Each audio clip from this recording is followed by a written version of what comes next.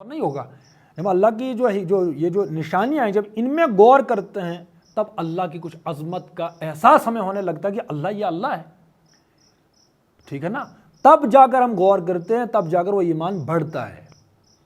مطلب ہر دن کوئی نہ کسی آیت پر دیکھیے جب غور ہو، وہ جو لاکھ حکیم سربجیب، وہ جو اقبال نے کہا صحبت پیر روم سے مجھ پر ہوا یہ راز فاش کہ لاکھ حکیم سربجیب ایک کلیم سربکف۔ تو جو حکیم کی طرح جو ہم غور کریں ہر دن کسی نہ کسی آیت پر کہ اللہ تبارک و تعالیٰ کی جو ڈیپتھ ہے وہ کیا ہے، یا جو ایک قسم کھائی ہے اس قرآن میں کسی بھی چیز کو لے کر، یا نشانی کی طرف ہمیں متوجہ کیا ہے، تو اس کا مطلب اس میں کوئی خاص تو ہے، کوئی گہرائی تو ہے، کوئی فائدہ تو ہے، حکمتوں کا خزانہ ہے، وغیرہ اللہ تبارک و تعالیٰ اپنے قرآن میں اس چیز کا تذکرہ کرتا ہی کیوں؟ تو غور و فکر کا ایک موضوع ہے۔ تو جب ہم ہر دن کسی نہ کسی آیت پر غور و تدبر کریں گے تو جو ہے یقیناً ہمارے ایمان میں کیا ہوگا، یعنی ایمان کا مطلب ہوتا ہے اللہ تبارک و تعالیٰ کی طرف ہمارا جھکاؤ مزید ہوتا چلا جائے گا شدت کے درجے میں، ٹھیک ہے نا۔ ہر چیز کی اہمیت ہم پر منکشف ہوتی رہے گی۔ اب جس چیز کی ہمیں اہمیت نہیں ہے، جس چیز کی اہمیت ہوتی ہے ہم وہی کچھ کرنے لگتے ہیں، جس چیز کی اہمیت نہیں ہے ہم نہیں کرتے۔ مسجدیں خالی ہیں گویا کہ نماز کی کوئی اہمیت نہیں ہے، وہ سمپل سی بات ہے۔ مطلب جو کچھ ہم کرتے ہیں وہی حدیث کے مطابق علم وہ ہے جو کہ تمہارا عمل ہے۔ کیا مطلب؟ کہ تم وہی کچھ کرتے ہو جس کی تمہارے پاس اہمیت ہوتی ہے، وہ کچھ ہم نہیں کرتے جس کی اہمیت نہیں ہوتی، سمپل سی بات ہے، ٹھیک ہے نا۔ تو جب ہم قرآن کی آیتوں میں غوطہ زن ہوں گے، ہر ایک دن ایک آیت کو کھولیں گے اور اس پہ تفکر کریں گے، تدبر کریں گے، غور کریں گے، تحقیق کریں گے، تو گویا کہ ہم اللہ تبارک و تعالیٰ کے اس احساس میں اپنے آپ کو داخل کریں گے، محو ہو جائیں گے اس میں۔ ذہنی طور پہ اللہ نے اس چیز کا تذکرہ کیا تو کیا ہے، تو گویا ہم اللہ کی یاد میں رہیں گے۔ تو اللہ کی یاد میں رہنا ہی تو ایمان ہے۔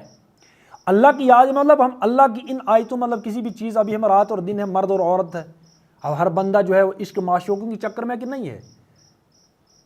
اب ہم نے ابھی آیت پڑھی وہ عورتوں کا تذکرہ ہے، شادی کا تذکرہ ہے، مرد اور عورت، یہ سکون ہے۔ اب ایک نیا چیپٹر کھولا کہ نہیں؟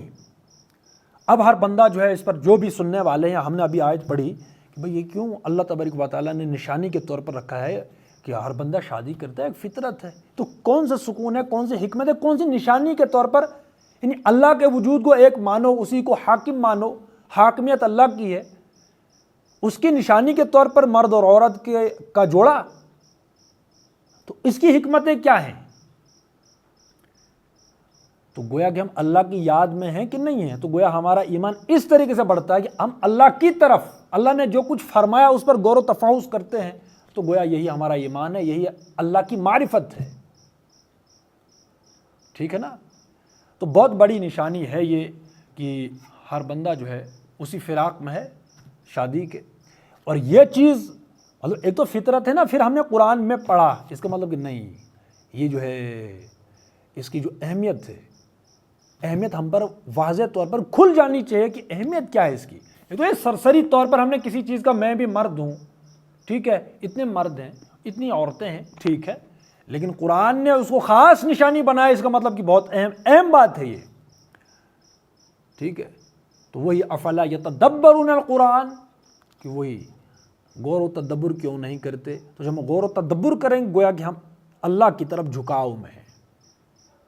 وہ جو حدیث جبریل میں ہے کہ اس کیفیت میں رہو کہ تم اللہ کو دیکھ رہے ہو بندگی میں، اگر یہ نہ ہو تو گویا یہ احساس ہو رہا ہے کہ تم اللہ تمہیں دیکھ رہا ہے، تو وہ کیفیت ایسے ہوگی جب ہم اللہ کی آیتوں پر جو غور کریں گے۔ یعنی نشانی، کون سی نشانی؟ ابھی جو ہم پڑھ رہے ہیں، ابھی ایک چلی گئی پیچھے، کہ اس ذہن میں ہم رہیں، اس تصور میں، اس خیال میں کہ اللہ کہتا ہے کہ انسان بنا مٹی کے مختلف عناصر سے، تو وہ تو بجائے خود